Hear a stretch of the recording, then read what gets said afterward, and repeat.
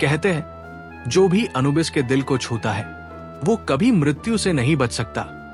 प्राचीन मिस्र की तपती रेत में थीब्स का शहर अपने वैभवशाली दिनों में था।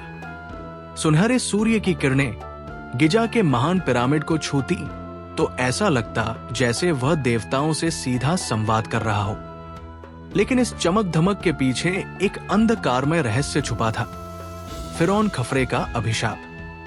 कैमसेट कायमवासेट, एक 22 वर्षीय युवक जो थीब्स के सबसे कुशल लेखकों में से एक था। उसकी विद्वता और ज्ञान के कारण उसे राजमहल में विशेष स्थान प्राप्त था। लेकिन इन दिनों उसकी आंखों में बेचैनी थी। उसकी छोटी बहन नेफटी बिस्तर पर मौत से लड़ रही थी।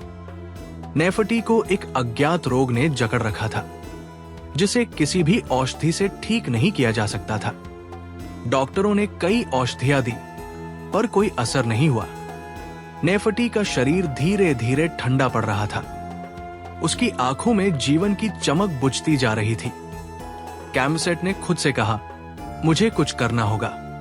वो राजमहल की प्राचीन लाइब्रेरी में छुपे गुप्त ग्रंथों को खंगालने लगा। महीनों तक उसने दिन रात अध्ययन किया। एक रात पुराने ग्रंथों के बीच उसने एक गुप्त स्क्रॉल पाया जिस पर धूल की परतें जमी हुई थी।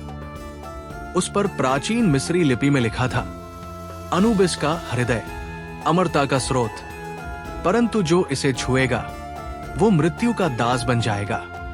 कैमसेट की आंखें चमक उठीं। अगर मुझे अनुबिस का हृदय मिल जाए तो मैं नेफटी को बचा सकता हूं। लेकिन इस वरदान के साथ एक भयानक चेतावनी भी थी।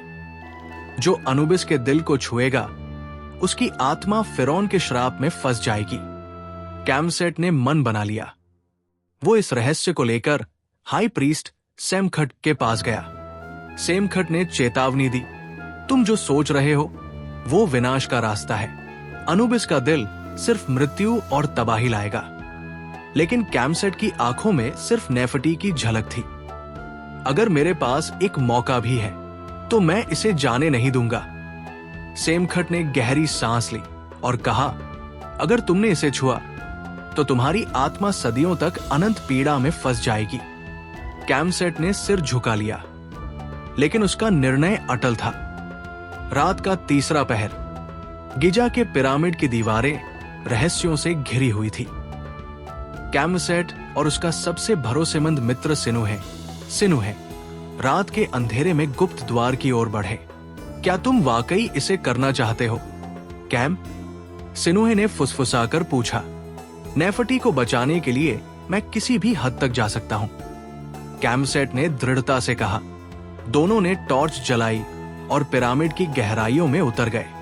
पिरामिड के भीतर की हवा ठंडी और भारी थी। टॉर्च की रोशनी में दीवारों पर अंकित प्राचीन चित्रलिपि झिलमिला रही थी। यहां कुछ गड़बड़ है, सिनुहे ने सरगोशी की। बस थोड़ा और, दिल उसी कक्ष में है, कैमसेट ने आगे बढ़ते हुए कहा। जैसे ही वे गुप्त कक्ष के पास पहुंचे, हवा और भी ठंडी हो गई। दीवारों पर उकेरी गई भित्ति चित्रें चेतावनी दे रही थी। अनुबिस का दिल जीवन और मृत्यु के बीच का पुल है। इसे छूना आत्मा को श्रापित कर देता है। कैमसेट ने कक्ष का दरवाजा खोला। गुप्त कक्ष के बीच में एक संगमरमर की वेदी पर अनुबिस का दिल चमचमा रहा था।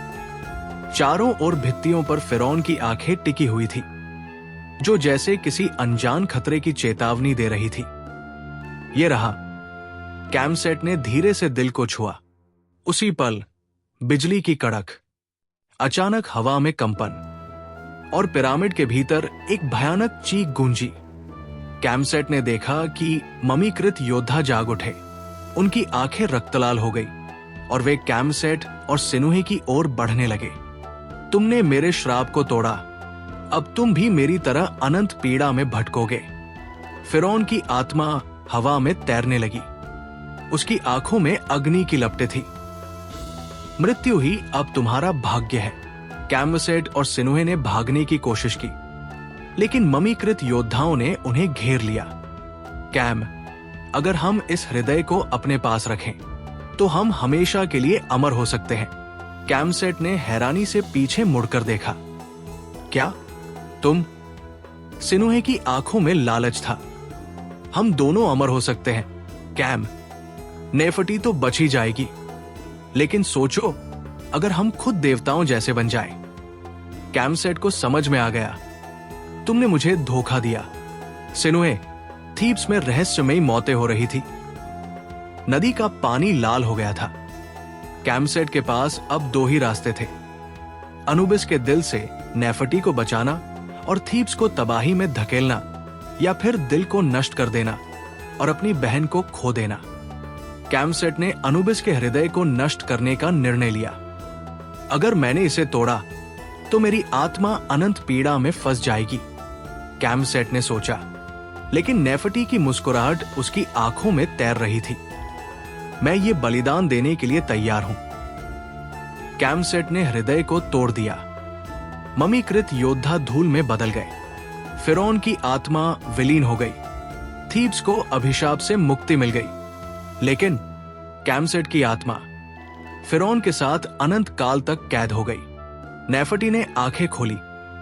भैया, लेकिन कैमसेट वहां नहीं था। आपने मुझे बचा लिया, लेकिन खुद को खो दिया। पिरामिड के भीतर अनुबिस का दिल टूटा पड़ा था। लेकिन कहते हैं हर 1000 साल में यह श्राप फिर जाग उठता है। क्या अमरता वरदान है या श्राप?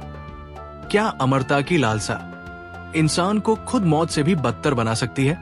ऐसी ही अद्भुत कहानियों के लिए एंडलेस कथा को अभी सब्सक्राइब करें।